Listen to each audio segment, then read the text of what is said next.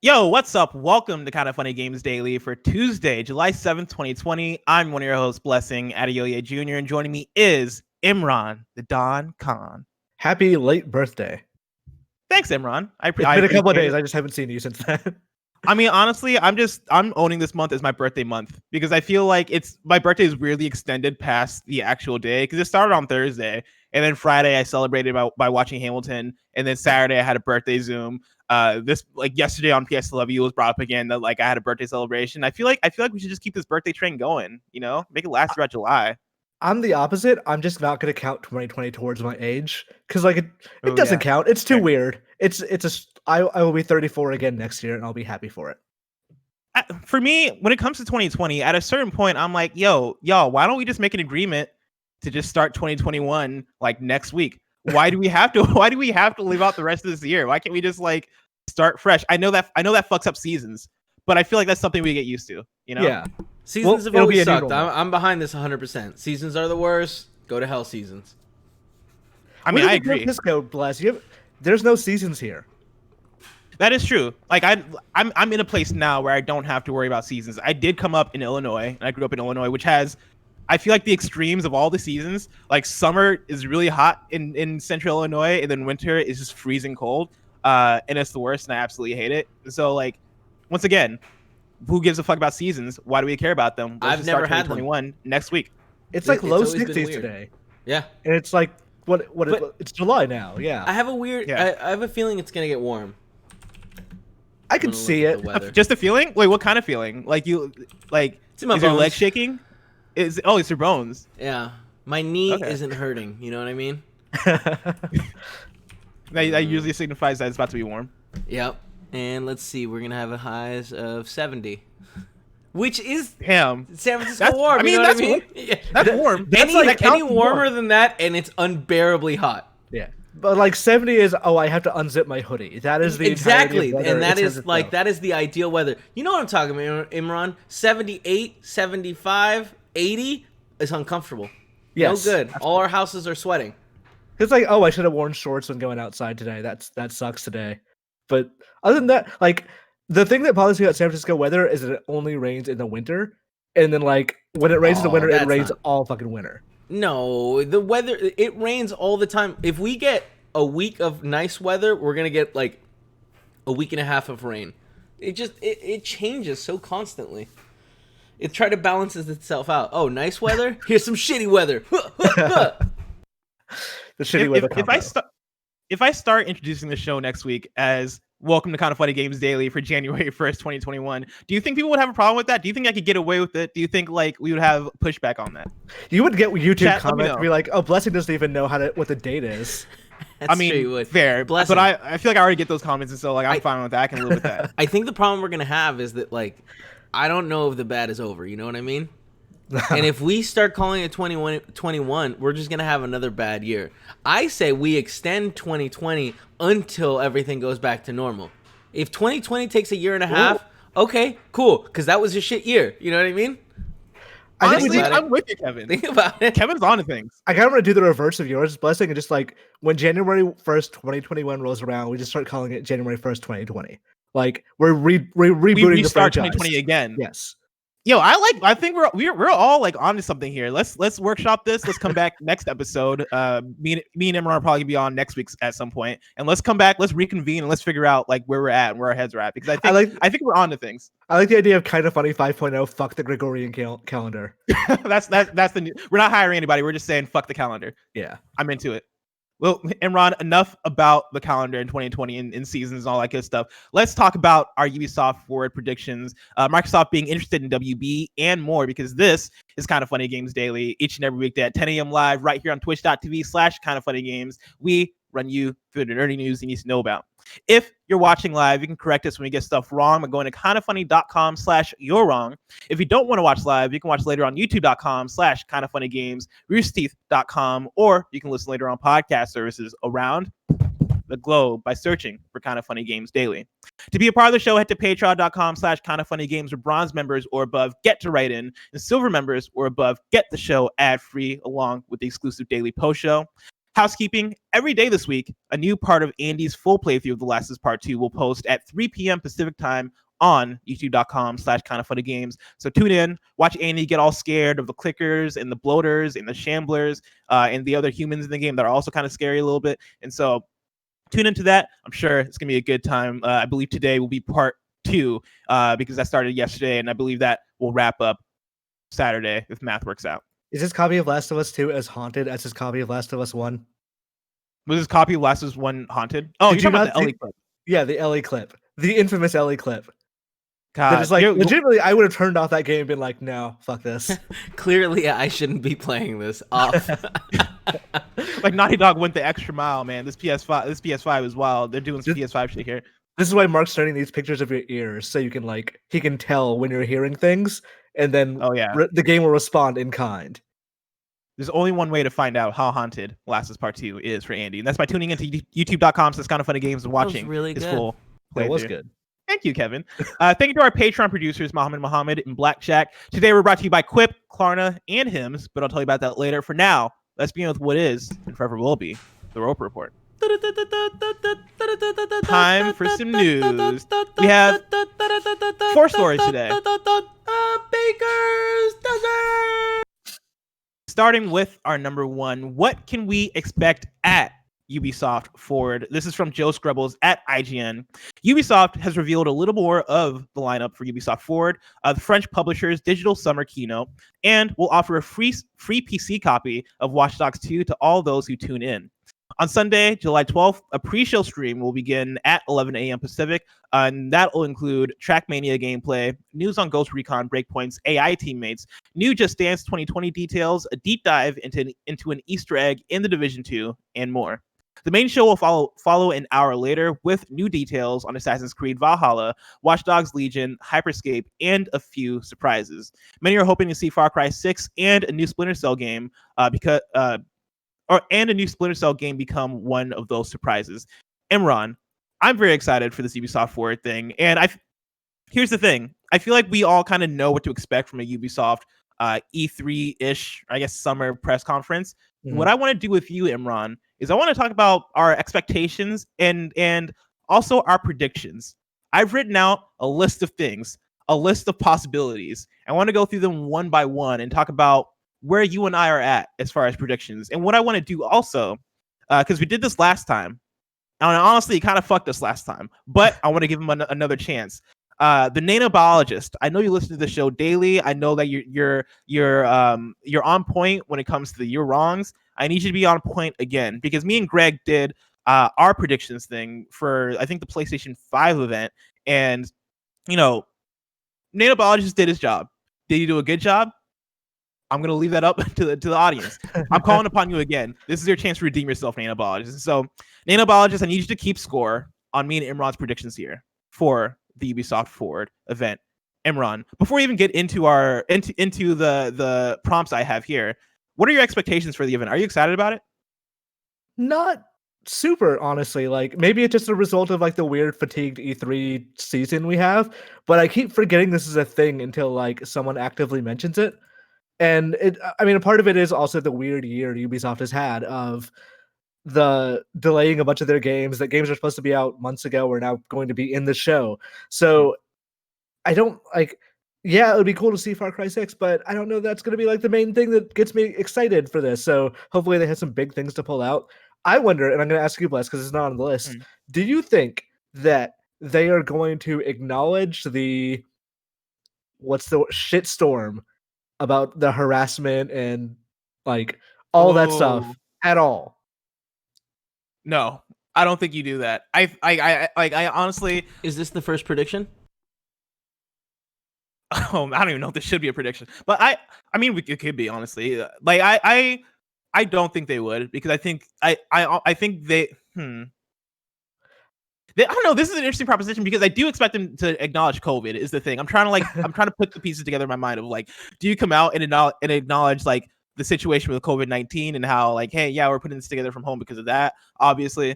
But then like kind of ignore all of the different allegations that have happened over the last couple of weeks with Ubisoft, because Ubisoft has kind of been a big factor into in terms of all the different stuff that has come out over the last couple of weeks. Do you think that they acknowledge that stuff? I think if they acknowledge it, it's going to be in a way of like extremely non-committal, very vague. Like we know, like we're committed to diversity and inclusion at Ubisoft. We know that we need to do better for our employees, and Ubisoft is going to do that in the future. Like that kind of thing. Maybe not like, yo, some shit went weird with like Ashraf Ismail and other people in the company. I forgot about Ashraf. Yeah, that'd be a hard one not to acknowledge because he was the creative director of Assassin's Creed Valhalla. Yeah. And so, like, I think when they recorded this, was he like the talking head for that scene or like a section or what? Oh yeah, damn. Yeah, I bet they.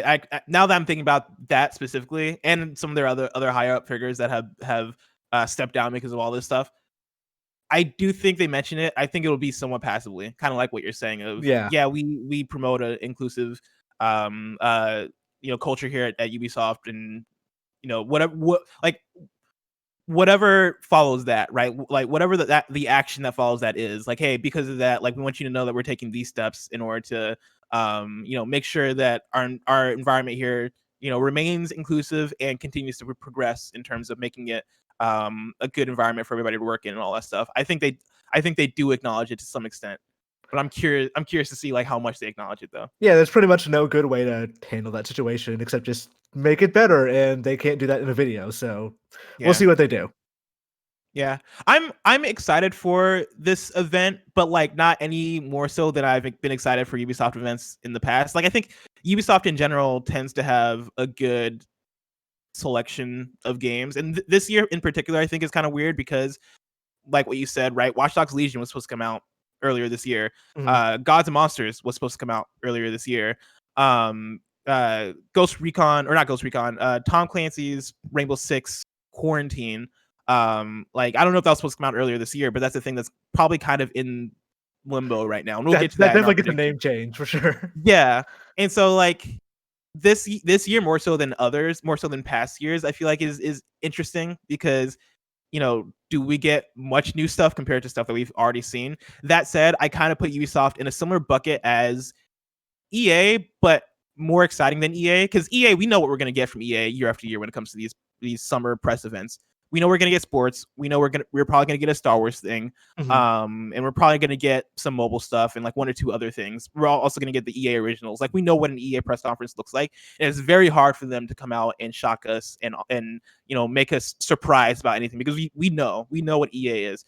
Ubisoft kind of has a similar thing going for them where we know what a Ubisoft conference looks like.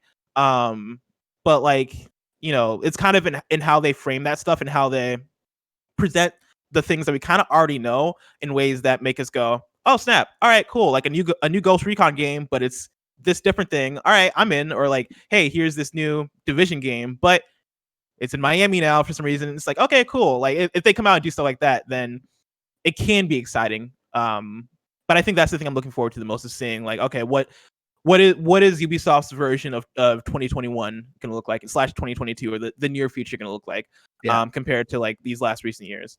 The thing that like kind of puts a bummer on it for me is that what I wanted to see from Ubisoft in this time of the year was what their PS5 and Xbox Series X games would be. And they can't really say that because they have other games that are in that, like they're a very iterative company. So like they're not going to show anything past Valhalla because obviously they still have Valhalla to sell. So I want to, like, I could feasibly see them. We'll get to the list and then we'll talk about that later. But like, maybe they have like a one last thing kind of thing. Let's talk about the list, Imran. All right, so I have a bunch of predictions here. Nano Biologist, are you ready? Imran, are you ready? I am. I'm just imagining Nano Biologist at his home right now saying yes to the computer, and so I'm glad you're ready. Firstly, will we see a new Far Cry? Yes or no? Yes. I'm also going to say yes. I think it's about time. Far Cry is obviously like the thing that they keep rolling out. Like we never have to wait too long between Far Cry games, so I think it makes sense that we get a new Far Cry. Is Watch Dogs Legion announced for 2020? Yes or no? I'm going to say yes. Really? I think when do you think it comes out, Paul? Yeah, I think it'll be maybe not the same month as Valhalla, but around that time. I think it's going to be like, it'll be their smart delivery game. of being like, hey, you buy Watch Dogs on PS4, will you get like the PS5 version is going to be, or whatever, Xbox, it will be the better version, like the better looking version. I'm gonna say no. I don't think you'd want to release Watch Dogs Legion around the same time as Assassin's Creed Valhalla. Just because I feel like for Ubisoft, the Assassin's Creed is the bigger franchise between the two. And I don't think you'd want those games to eat away at each other's sales, mainly Assassin's Creed from Watch Dogs. Because I think if you allow Watch Dogs space to breathe, that those games can do very well. And so in my mind, I'm looking at Watch Dogs Legion as like a spring 2020 game. Possibly, but there's only so long they can delay that thing without it feeling old. We'll see. I think that being a December game and Watch Dogs being a November game is probably the smartest play. I can see that also. I'm going to stick to 2021 though, but I can see what you're saying. Yeah. Does Beyond Good and Evil Beyond Good and Evil 2 make an appearance? They have to, right? Because they didn't last year. So if it misses another Ubisoft thing, then like people who don't keep up on the what do they call it, the transmissions that they do every so often are going to be like, well, that game just doesn't exist anymore. I think that it makes an appearance with some gameplay. This is running on a PS5, Xbox Series X, whatever, and maybe another CG trailer, but I doubt it because CG trailers are actually a lot harder to put together nowadays because of COVID than they used to be. So I don't know that they get away or they do that one. If I see a purely CG trailer for Beyond Good and Evil 2, I might get frustrated because like that's a game that they obviously announced way too early because they announced it before it's like at the very start of development for it. Yeah. They didn't have a team together yet when they announced the game. And it seems like that game has been making appearances in like wireframe form. Like we got that big cinematic trailer at the first reveal, and we've been seeing kind of these development updates for it. I feel like the next thing I personally would want to see from that game, as far as a big showing, would be gameplay. I feel like at this point, if you like continue to show CG or conceptual stuff, it gets long in the tooth in a way where I'm like, all right, I don't believe this thing like I'm already at the point where I'm like, all right, how much does this thing really exist really? And so I don't know how near this game is. Like for this game, I'm thinking at least 2022, maybe 2023. And at that point, I feel like you just hold it until next year. I feel like I don't know for me to predict how near the game is because I still don't know what the game is. Like Final Fantasy VII Remake, I know exactly what that game was from like the day they announced it. Like obviously there was some changes and stuff like that, but I knew exactly what they were doing with it. I don't know what the scope of Beyond Good and Evil 2 is. It's not another Beyond Good and Evil game. It's just like it's in the same world, and that's confusing to me because like if they were making a Zelda like that was just better looking and had flying, that would be one thing. But they're talking about it as if it's like No Man's Sky but designed, and that's a taller order than they seem to like be presenting it as. But who knows? We'll see. Because again, no clue what that game really is. Is there some sort of new Nintendo collaboration in the vein of Mario and Rabbids or the Starlink Star Fox crossover? This would be the time for one, but I'm going to say no. I'm going to say if they did have like a Rabbids Mario thing, we would have like heard about it by now because Ubisoft is a particularly leaky ship. Yeah. I'm going to say for this year, they're probably taking that off. I think I'm gonna say yes. I don't think we're gonna see anything on the scale of Mario plus Rabbids, but I'm gonna say we'll see some kind of Nintendo like I could see a game being ported to Nintendo Switch and having like Nintendo DLC characters on it or something like that. And so like and this is a bad example because I don't think it would be Assassin's Creed, but like let's say like a Watch Dogs ported to Nintendo Switch with like a Mario outfit or something like that. I can see that sort of like integration or crossover there. I was just picturing that. It's hilarious. Yeah, I mean, the Ezio collection is not on Switch yet, and it seems like it should be. So I could see that as a port and maybe like throw in, I don't know, here's Link. Here's a Link tunic. Like there. Speaking of the Ezio trilogy on Switch, that reminds me of it was either I think it was early PAX or I think it was PAX West or no PAX East 2019, which was like right before the release of Mortal Kombat 11. I remember being at that PAX and the doors opening and getting into the Nintendo line, because Nintendo has a huge booth at PAX. And at their booth, they're usually showing off like quite a few different games that you can get in line for. And so like there's stuff like Mortal Kombat 11, whatever the Nintendo games were at the time, different stuff. And I remember being in line, and I think it might have been press hour. And so like I was there early, and I remember being in line for Mortal Kombat 11 specifically because I had not played the game yet. The game hadn't released. I was really excited to see how the game would play on Switch as like the first Mortal Kombat game on Switch in a long time. And it was me and one other person in line, and the person working the Nintendo booth came to me and they were like, "Hey, so what game are you in line for?" I'm assuming Mortal Kombat 11. And I was like, "Yeah, Mortal Kombat 11." And then they turned to the other person that's in line. They're like, "Oh yeah, I assume, are you also in line for Mortal Kombat 11?" And that person was like, "No, I'm here to play Assassin's Creed 3." And they were 100% serious. And legit, I stood there and I was like, Assassin's Creed 3, like the game that's been out, like also not even that great a game.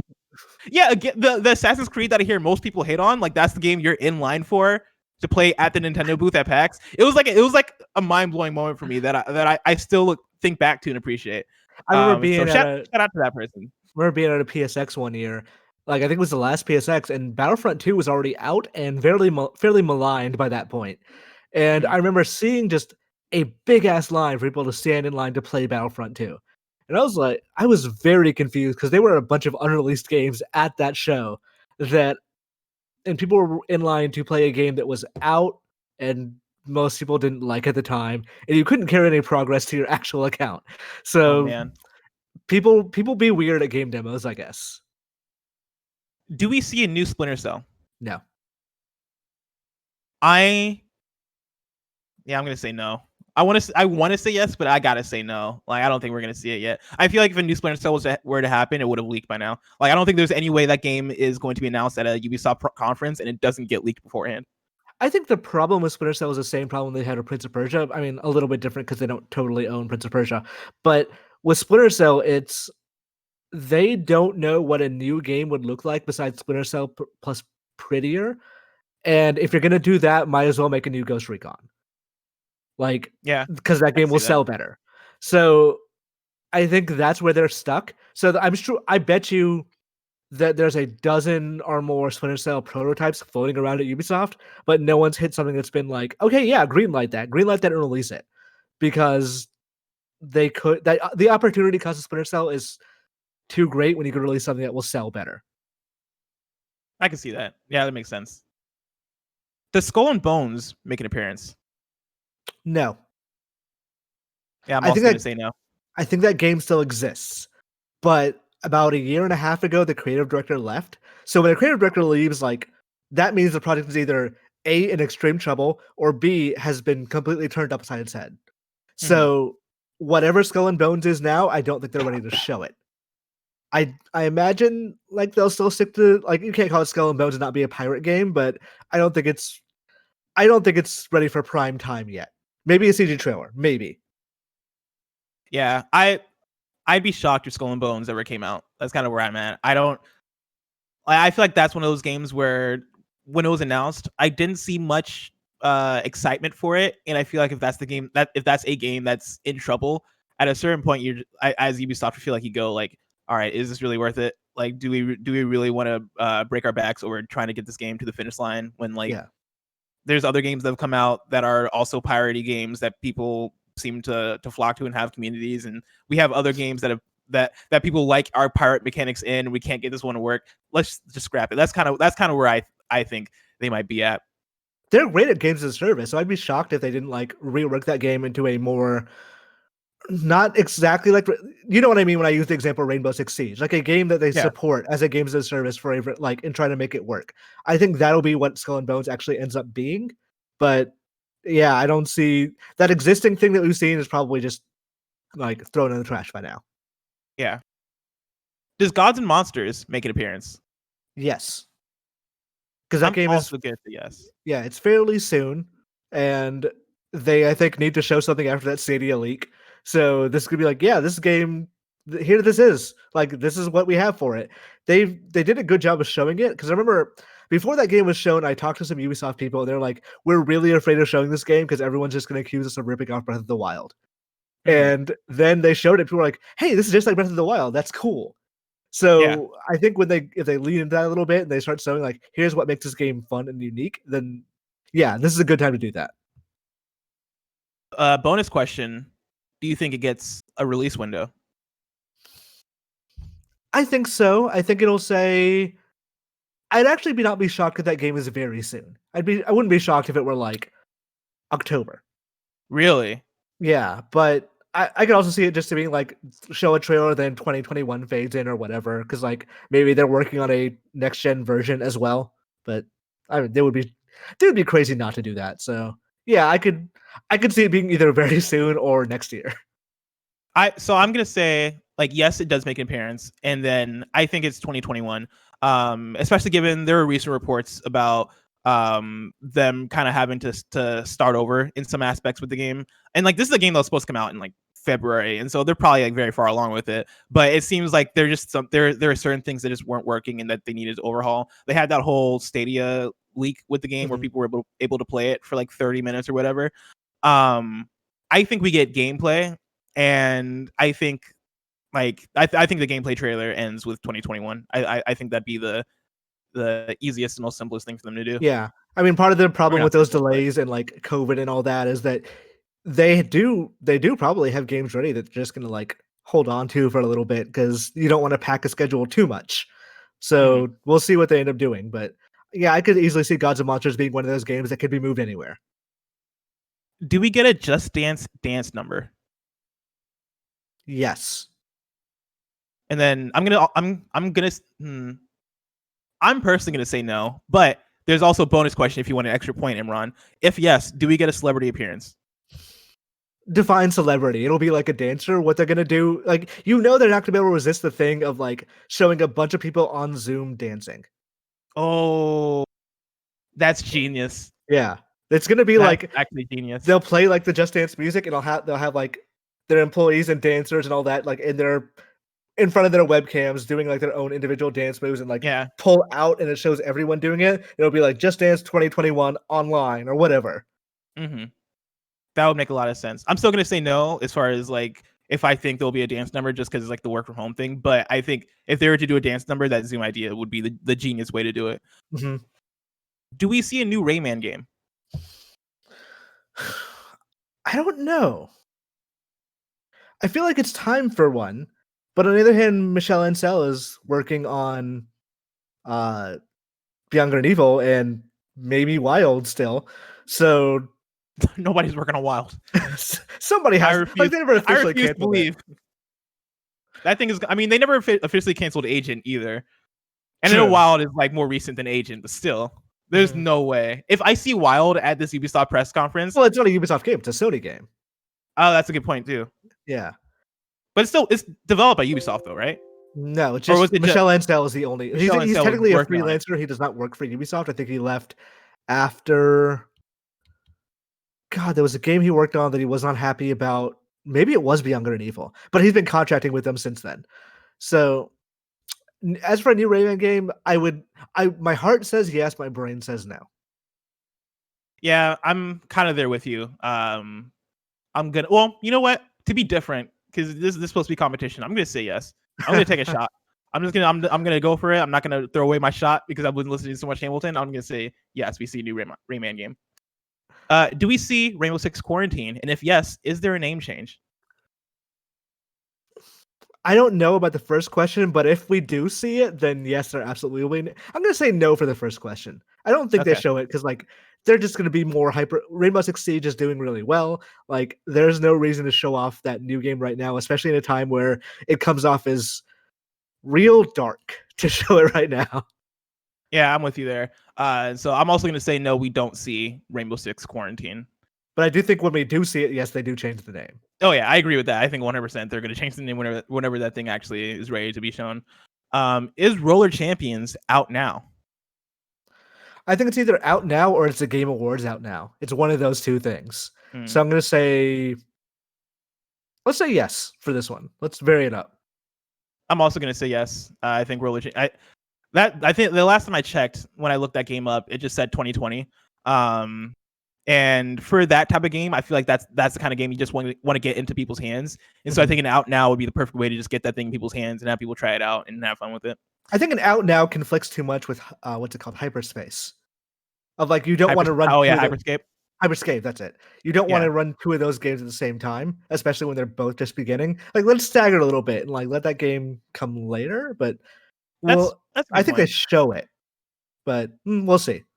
Yeah, that's a really good point. Hyperscape, I know, is announced. Well, right now, actually, no, the closed beta is ending today, and then that game is announced for summer 2020. And so I wonder if it is like, if it could be Roller Champions is out today, and then Hyperscape is fully released August or something like that. I wonder if that's the way they could go about it. Yeah, I could definitely see that. Is a next gen Trials revealed?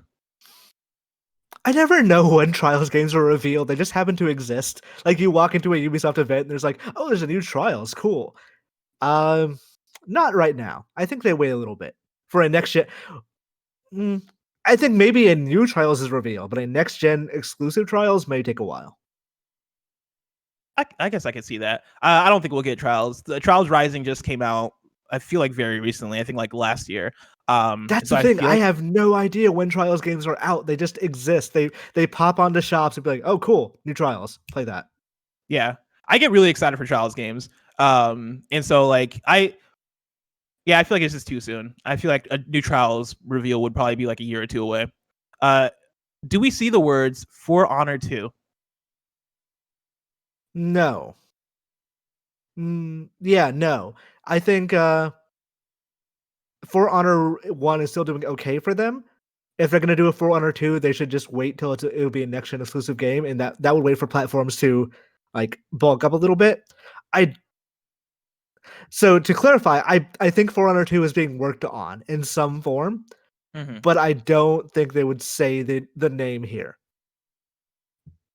I'm conflicted with this one because I'm with you that I think For Honor 2 is being worked on for sure. I think for the most part, Ubisoft is good about not announcing games that are multiple years ahead, with the exception of Beyond Good and Evil 2 and a few other games, especially recently as things have been getting delayed and stuff. Well, that was a weird Hail Mary for them. That was them being like, hey, Vivendi, don't buy us. We're like... Exactly. This, I think, like now that they're free, they're probably not going to go like, here's just the title For Honor 2. It doesn't have that much name cachet. And like, I think what they will do is they will show off that character for Samurai Showdown. But other than that, I don't think they'll actually show a new game. Yeah, I'm with you. I don't think we get For Honor 2 this time around. Do we see a return of UbiArt games? I wish. The UbiArt games being Child of Light and not This War of Mine. What's the war game? The World War I game. Oh god, the name always just slips my head, but I know exactly what you're talking about. Yeah, people know what I'm talking about. Yeah, it doesn't sound like it should be a World War I game, but yeah. There was that story from the director of Child of Light, a couple of... Valiant Hearts, that was it, yes. Yeah. I always think of that as Vandal Hearts, the PS1 strategy RPG, and it's not that at all. But yeah, the director of Child of Light had he tweeted once that like he took a picture of the game on Switch, and in the background was just a document that said Child of Light 2. And eventually he came out and said like, yeah, that was canceled. Like I was going to make that game, but Ubisoft wouldn't greenlight it because they didn't see the profitability in those kinds of games. Assuming that's still true, which there's no reason to assume it's not. I think that's kind of where we still are. But again, like this kind of goes with the Rayman one. If there's a Rayman, then it's a UbiArt game. If there's not a Rayman, then it's not. That's a good point.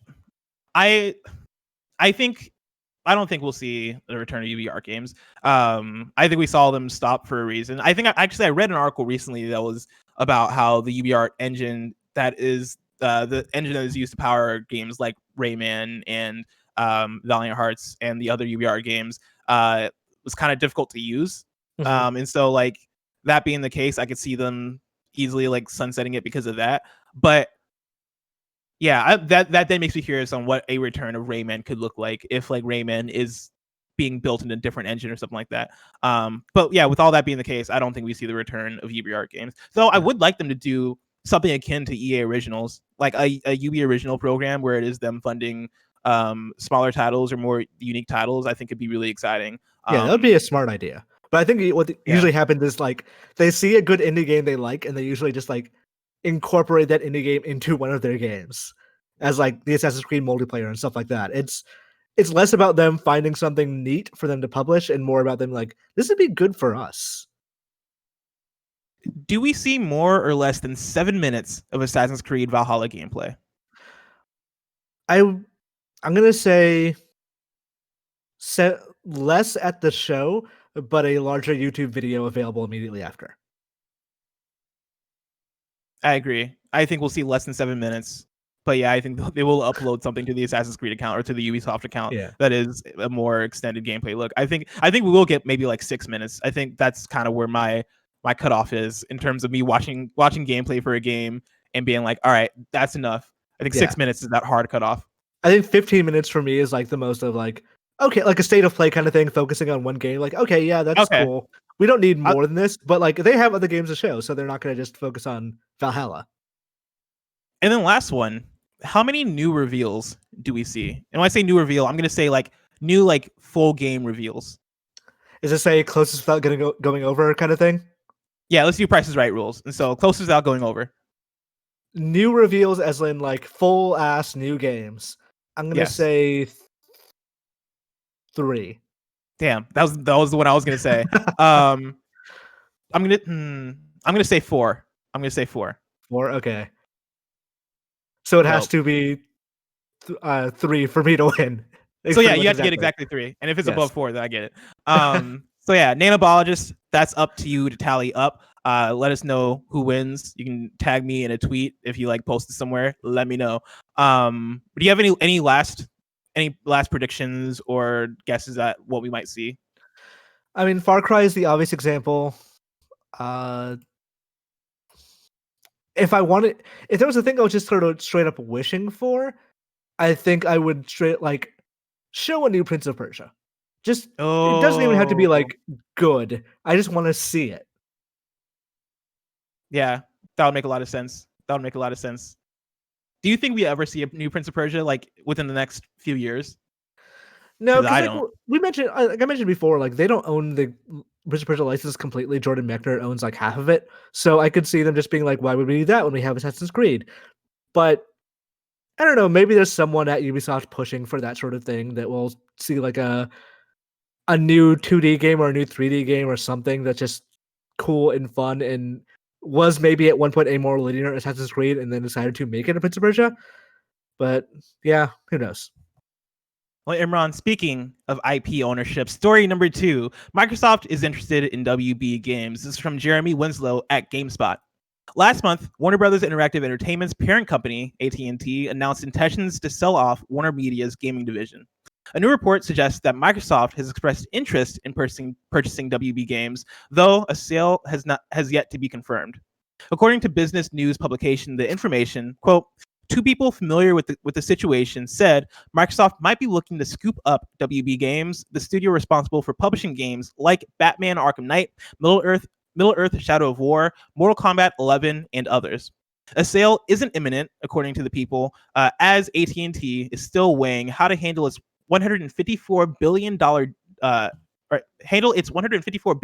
debt. This debt comes from the 2018 acquisition of Time Warner, now known as Warner Media, which includes companies like Crunchyroll, DC Comics, HBO, WB Games, and a host of other subsidies. Imran, Microsoft buying or possibly buying WB Games. How do you feel about it?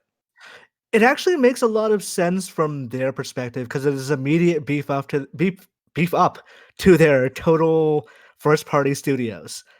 That said, it's also a major headache to buy that many studios and still be somewhat like linked or beholden to another one, or like another major company. So like, I could see where Microsoft would get the benefit from it. They've done moves like this before. Like honestly, buying Mojang was a huge deal for them. Like it was, I think that was $2 billion on its own, and that has paid off for them. They are now the Minecraft company. So I could see them thinking the same thing is true of this one. It also makes sense for like Take-Two or Activision to buy them as well. Um, yeah, I think Microsoft would get the most personal benefit from it, and they would probably feel the least sting if it doesn't work out. But The Nano Biologist writes Yeah. in to patreon.com/It's Kind of Funny Games and says, "Hey guys, the past 10 years we've seemed to be in just unprecedented, uncharted waters, and that's why I love this industry so much. There's always change. The latest change, though, may yet again come from Xbox if they buy all the WB studios. Now, my question is this: is there such a thing as too many first-party studios? Can a company like Microsoft afford to have 24 studios, which they would gain 10 from the acquisition, and not counting all of TT Studios? Should we be concerned with the call of, quote, exclusives are king, that we may see monopolies form more and more within the industry by the end of 2029, and more companies willing to throw money everywhere, even if it hurts them in the short term? Thanks, the Nano Biologist." I think it's a very interesting question because, like, to what you're kind of saying earlier, right? Like, that's a lot of studios to be buying up from WB Games for Microsoft to have ownership of, and then also still have that connection to AT&T and WB if you want to still hold those licenses and work with those licenses and stuff. Yeah. Do you think there is actually risk there in terms of what the implications could be of Microsoft buying this many studios? So, like, one of the problems with buying a bunch of studios, and one of the reasons Nintendo has said they don't buy studios, is that creating or buying the studio and then making them fit to your corporate culture is difficult. And like that's even taking out the HR headache from it. Because then you have I don't know how many studio or how many employees exactly we're talking about. Let's say 1,000. You have 1,000 people to suddenly put on payroll, figure out insurance, figure out like all the various things HR does with new onboarding. Like that is on its own a big headache. process. Yeah. And you have executives that may have things like, oh, well, they bought Rocksteady solely to do Batman games forever, and Rocksteady doesn't want to do that. So maybe Rocksteady does a good job of showing, does a good job with WB as saying, hey, we want to move on to something else, but they don't do it with Microsoft. Or NetherRealms has, somebody in Microsoft has a very specific idea of what NetherRealms should be doing with Mortal Kombat, and Ed Boon is like, no, fuck that, and leaves. Yeah. Like, those are all very possible scenarios with buying a bunch of studios. So even if you do have Batman, you don't necessarily have the things that make Batman good, which causes its own problems because, like, is the license just enough to make that money back? I do agree that corporate consolidation just sucks ass. Like, that is a major problem, and it does. Obviously, going from WB to Microsoft is a lateral movement, but it is one that's kind of annoying. Yeah. I also think that if we ended up in a situation where DC games were exclusive to Microsoft consoles and Sony had the biggest Marvel games, the fanboy wars would get so intensely dumb that I would just get off the internet at that point. Because can you imagine that a holiday lineup between PS5 and Xbox Series X is Arkham whatever versus Spider-Man 3, and like that is what people are arguing about constantly, and I would just want to close off my Twitter account. That would definitely become an insufferable conversation. I think this whole thing is interesting because when we're talking about WB Games, you know, trying to sell 10 studios, like I mean, this is basically what you're saying, right? 10 studios is a lot to take in, even if you're not Microsoft, right? Even if you're Activision or any other company that has seemed to have shown interest in WB, like there's an onboarding process that goes beyond just like even like the HR elements, which in themselves is a huge headache. You then got to figure out like, all right, cool. We now hold all this power, but with great power comes great responsibility.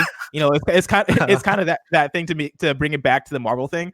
And yeah, like at a certain point, I think it could be worth it on the Microsoft side. Like I think that would make sense, especially as a first party that is trying to build your portfolio, a first party that is trying to be very competitive, you know, and like they've been spending this whole generation pretty much building, bring on all these different studios that are some of the most like some very beloved studios in there, especially when you look at Rocksteady and NetherRealm and all these different things. Yeah, like I think the benefits outweigh the headache, but I do understand like I do understand the idea that it is not as simple as like, hey, bring in the studios, bring in the profits, bring in the IP. Like there's so much that goes into that I think is gonna make this conversation interesting as it goes along to see like if the trigger is actually pulled.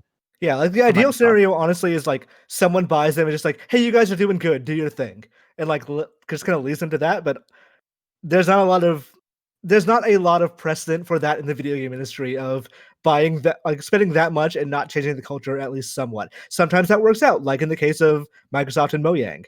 Sometimes it doesn't, like in the case of EA and anybody. Yeah. Story number 3.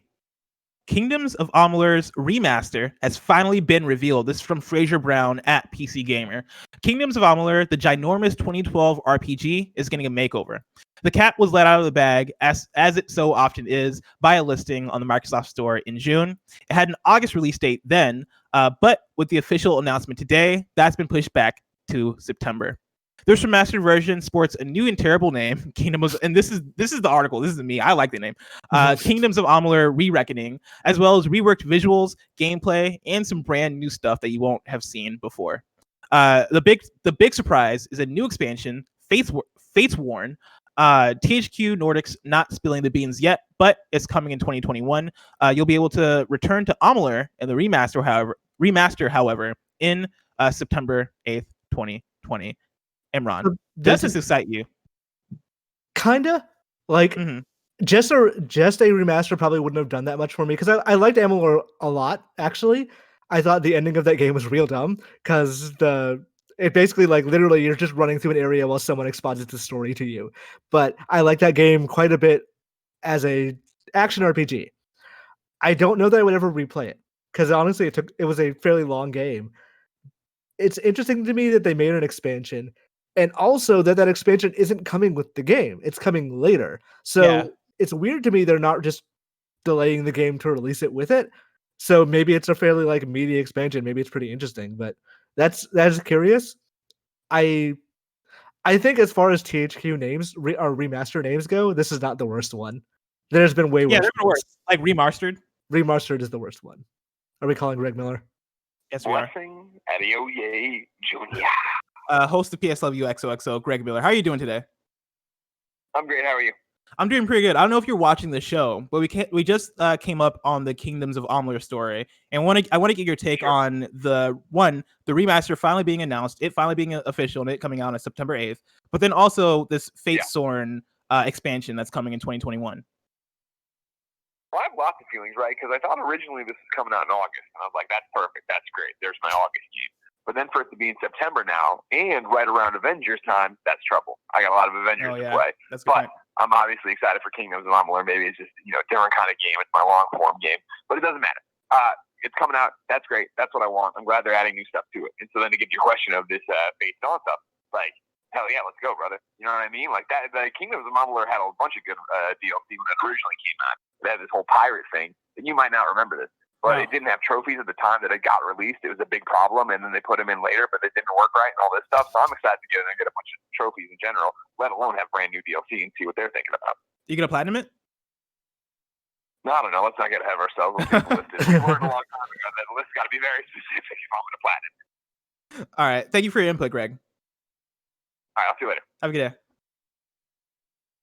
There you go. Greg Miller's very excited about it. I might check it out because I've heard such good things about Kingdoms of Amalur for the most part from like people who have played it, and I know it was more so like a kind of a low key game when it came out, or more of like I guess niche, kind of like a cult classic. I kind of want to try it out and see what it's about because like all of what I've seen from it seems fun. It was definitely fun. Like especially if you can like remove it from its development context. It is a surprisingly good ARPG that like. It seemed like laser targeted at the people who wanted to like Skyrim, but didn't like the idea of the combat in that game. So it's like, well, what if we make the combat better? And that's kind of what Kingdoms of Amalur became. Imran, let's tackle our final story. Story number 4. Sega announces a miniature arcade cabinet. This is from Wesley Leblanc at IGN. And cabinet in the doc, I have a link to the IGN article for images of it because it looks adorable. Let me tell you, I'm really into the look of this thing. Sega has announced a miniature arcade cabinet scheduled for Japanese release only, which will ship with 36 games included. Sega has been celebrating its 60th anniversary this year, and the celebrations continue with the announcement of the Astro City Mini. This miniature arcade cabinet, which fits in your hand, comes with 36 Sega arcade titles and is set to release later this year, according to Game Watch, as translated by Sega Driven.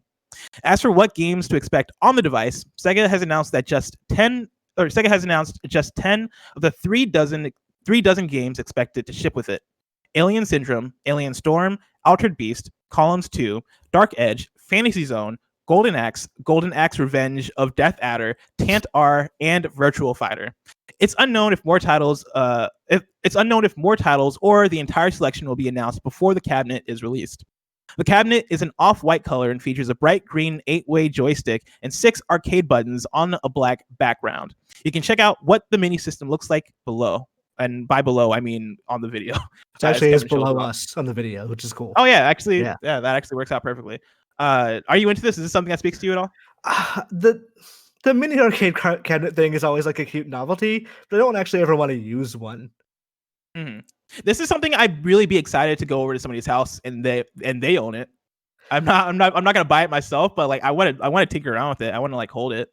As stupid as that thing was, honestly, the way I prefer these things is to be like the Capcom like arcade stick. You remember what I'm talking about? Like that big fucking Capcom logo. Oh yes. I like that idea. I was just like, put an HDMI to this thing. I'll play it on my TV, and I have an actual controller arcade stick here. Granted, that thing was like $200 and absurd, but still, I like that idea.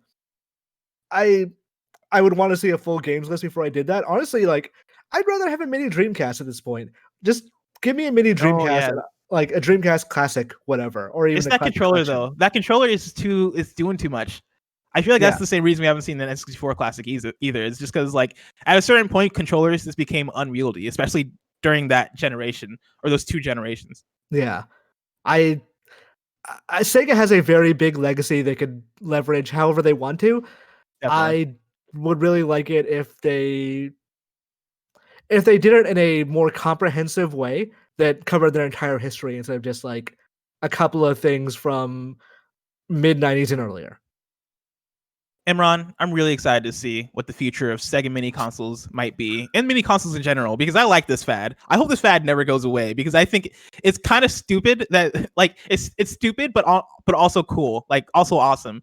Like the idea that everybody was just like, hey, what if we took our old stuff and just made it smaller? Yeah. What a weird fucking like iCarly bit that just turned into an actual product, an actual fad that's going on. And so people like small consoles. People like small consoles, and I'm excited to see what the future of small consoles are, but that future is so far away. If I want to know what's coming to mom and pop shops today, where would I look?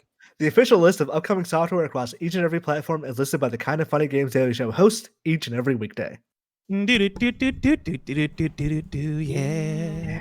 Out today, Catherine Fullbody is out on Switch, Lanternium for Xbox One, Superliminal for PS4, Xbox One, and Switch, which I want to pick up because I Superliminal is one of those games where I've seen the trailer multiple times. I've demoed it at a PAX, and it spoke to me every single time I've either seen it or demoed it, but I'm not actually gotten to dive deep into it because it came out on PC late last year, and so it's finally coming to consoles. I'm hyped to check it out.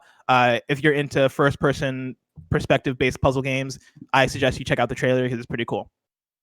Escape game Fort Boyard is out for Switch. Warfare 1944 is out for PC. The Protectors of Dia for PC. Space Wave Race for PC and Mac. I know that's not what I think it is, but I wish it was. No, exactly. Like I know that's not Wave Race in space, but God, if it was, oh man, I'd be making it rain. Fuck, that game should exist. God damn it. Yeah, that sounds awesome. Astronomia is out for PC and Mac, and then Box Factory is out for PC. New dates: Sister Royale, Five Sisters Under Fire is coming to Xbox One on July 10th. Sensory visual novel Milky Way Prince is coming to PC on August 13th.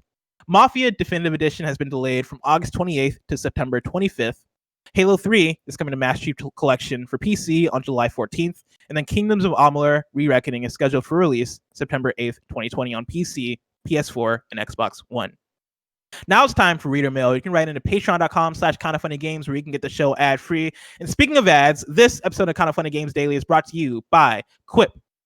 Let's talk about brushing our teeth. 75% of us use old, worn-out bristles that are ineffective, and even more people forget to floss daily. But not Greg, Tim, or most of Kind of Funny, we love and use Quip every day. Good health starts with good habits. Quip makes it easy by delivering all the oral care essentials you need to brush and floss better. The Quip electric toothbrush has timed sonic vibrations with 30-second pulses to guide a dentist recommended 2-minute routine, and there's even a size down version designed for kids. Paired with Quip's anti-cavity toothpaste in mint or watermelon, you get all the ingredients teeth actually need and none that they don't.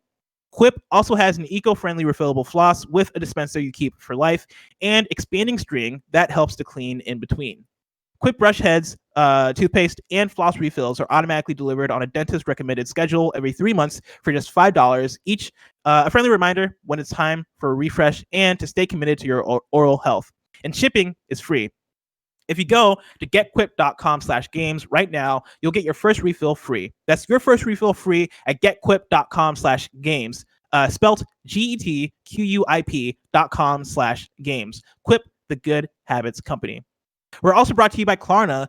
Thanks to Klarna for supporting Kind of Funny Games daily. In Sweden, they don't shop, they Klarna. Klarna is a revolutionary new online shopping app from Sweden that allows you to shop thousands of online stores and pay for anything in 4 easy interest-free payments that make shopping smoother. With the Klarna app, you can shop anywhere online from the one app. It's easy to use and convenient to browse thousands of online stores from one convenient place. Pay for anything you want in 4 interest-free payments. Paying after delivery allows you to try before you buy, and you can also report returns directly in the app. Get the best deals with customized price drop alerts on items you've saved to your wish list. It's always good to shop smarter and save money. Tim loves how easy it is to find what you're looking for and get set up. Klarna is a smoother, friendlier, Swedisher way to shop online. It's the one-stop shopping app for browsing and buying anything online, an all-in-one app, and allows you to pay for anything in 4 easy interest-free payments. Download the Klarna app today. That's Klarna, Swedish for shopping. Lastly, we're brought to you by Hims. 66% of men start to lose their hair by age 35. Once you notice thinning hair, it can be too late. Why do you guys turn to weird solutions or do nothing when they can turn to medicine and science? Nick and Andy have been using it for years and they love it. ForHims.com is a one-stop shop for hair loss, skincare, and sexual wellness for men. It's time to write a new chapter, one in which you have hair. Hims is helping guys be the best versions of themselves with licensed medical providers and FDA-approved products to help treat hair loss. No snake oil pills or gas station counter supplements. These are prescription solutions backed by science. Hims was created by a guy who knows some men's health conversations are easier online than in person. No more awkward in-person doctor's visits or long pharmacy lines. Today, Hims is giving you their best offer yet. If you're not happy with your results after 90 days, Hims will give you a full refund. And right now, my listeners can get their first visit absolutely free. Go to forhims.com/gamesdaily. That's forhims.com/gamesdaily. A full refund of price paid is available for the first 90-day supply. Refund requests must be made between 90 and 180 days after a product shipment delivered. Prescription-free products require an online consultation with a medical professional who will determine if prescription is appropriate. Restrictions apply. See website for full details and important safety information. Remember, that's forhims.com/gamesdaily. Imran. Yo. Ignacio Rojas writes in to patreon.com/kindoffunnygames just like you can and says, "What's up, Blemron? During yesterday's KFGD, the phrase, as long as you are in their ecosystem, came up when discussing Microsoft's strategy with regards to bringing their games to PC. This isn't the first time the phrase has been used, as it typically comes up when discussing the company's strategy of bringing their games to the most people. I wanted to ask, what does this mean, though?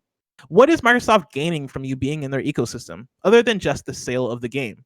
If it is just the sale of the game, why not just go third party then? It's not like Microsoft is giving much incentive to buy their consoles. For example, there's no game coming to the Series X for the foreseeable future that won't be available anywhere else or somewhere else. What is Microsoft's end goal?" So this is one of those things that, like, I've been telling people who report news, video game news, that they should read Satya Nadella's autobiography, because it's actually a very good idea of what his thinking is and where he wants to take Microsoft as a company, and reflects a lot on video games. You can kind of see that mentality in what the Xbox is doing now. they are kind of following the same thing that Microsoft did with Microsoft Word and like as a subscription service. Because if someone buys one thing every year, they might not buy it 1 year. If someone buys or pays a little bit every month, then they're probably going to hook in the entire time. What Microsoft is doing now, when you get in their ecosystem, you're paying for a service. So yeah, it is useful to them as it for a game sale if you buy like Sea of Thieves on Steam, like that's fine. That is equivalent to, like Ignacio Rojas says, a third-party sale. But what they want is for you to buy that. Then when like other games come out that friends also want to play, you don't just buy those games. You buy with Game Pass or whatever. With xCloud is also like another tentpole of that, of like you're paying for that money, so or you're paying for that service, so you want to use it more and stay subscribed as much as possible. The ecosystem is not necessarily like I have an Xbox account and that's good. That's one step of it. The other step is I have an Xbox account that's good. Let me give them money because it's easier to do so now. So they're not thinking purely in terms of hardware, which has always been a loss issue. It's now more, what if we can get them to buy the hardware and then also get them to pay for other things? Kind of like how phones work now, like how a phone company will give you a phone for free, but you're actually paying it off in service. Yes. And I think the idea of it, the way I've kind of always looked at it is, what if instead of limiting the ways in which you can gain revenue, which, like you said, right, kind of comes down to a lot of the time it would come down to like console sales, which a lot of times you'll see a loss there, or getting a cut of software sales, or having like the limited amount of services that you may have on your platform. What if we can have just a bunch of different interconnected services that are all feeding us back money, but at the same time working together in synergy to all strengthen one another? And so when you look at the Microsoft, I guess, ecosystem, right? Like if you buy Sea of Thieves on the Microsoft Store on PC, they're still making back all that money, right? Because one, it's a first party game, and then two, it's the Microsoft Store. All that they see the return on that. The idea that also you might be interested in Xbox Game Pass Ultimate or Xbox Game Pass on PC, they're gonna see return in that. And to what you're saying, when say you're playing Sea of Thieves on PC, if that game is then cross-platform and cross-play, you might have friends on Xbox, or you might have friends that are motivated to get that game on Xbox so they can play with you, right? Yeah. Like the idea of them having an ecosystem is them making it as easy as possible for you to be involved with Xbox, so that like you might be either interested in investing in their other systems or their other services, or in their games, or you might motivate the people around you, like your sphere of influence, to then buy in to some of the services that you're bought into. Yeah, I have a friend who would never buy an Xbox. Like he just doesn't play consoles anymore, or he doesn't play non-Nintendo consoles anymore. And we got him interested in Sea of Thieves. So now he ended up getting Game Pass for PC, because it didn't make sense to just buy Sea of Thieves if he's gonna it made sense to buy Game Pass, and then if he ends up liking it, he ends up getting addicted to that game or some of the game or the service. He stays connected to, or he stays subscribed to Game Pass for X number of months, which is worth more to Microsoft than just a sale of one game. Yeah, and I think even with all this happening, I think you're still going to see people pick up an Xbox Series X or a Lockhart or whatever it may be, with how I think that that kind of works with people buying into the ecosystem. Like at a certain point, if I'm into Xbox and I am into like Xbox first party games, and I feel like at a certain point I'm probably going to be motivated to pick up an Xbox Series X. There's a chance at the very least that I will be motivated to pick up an Xbox Series X, especially if, as Microsoft, you're able to make the case that, hey, we're putting out Xbox Series X and this is the most powerful console. Yeah. Also, we have Lockhart, and it's the cheapest console out on the market. Like, say if they're able to squeeze that position at $500, and say Lockhart comes in at $300, if they're able to make those claims and then also have all these different things going for Xbox, like you're kind of in a powerful place compared to competitors. And so I think that's the thing. That's the reason why it works, is because you're allowing people to buy into Xbox without actually having to buy an Xbox. And once they buy into Xbox, then probably they'll want to get an Xbox. Yeah. or at least stay with those games, or stay with that community, or whatever. Yes, exactly. Imran, now it's time to squad up. Alec Bobko writes in with a squad up for Twitch and says, "It's okay not to be okay. For my scheduled streams this week on Tuesday and Thursday at 7:30 p.m. Eastern time, I'll be streaming Celeste to help spread mental health awareness. Also, this isn't going to be a full-on charity stream, but any donations I get will go towards NAMI, which is the National Alliance on Mental Illness.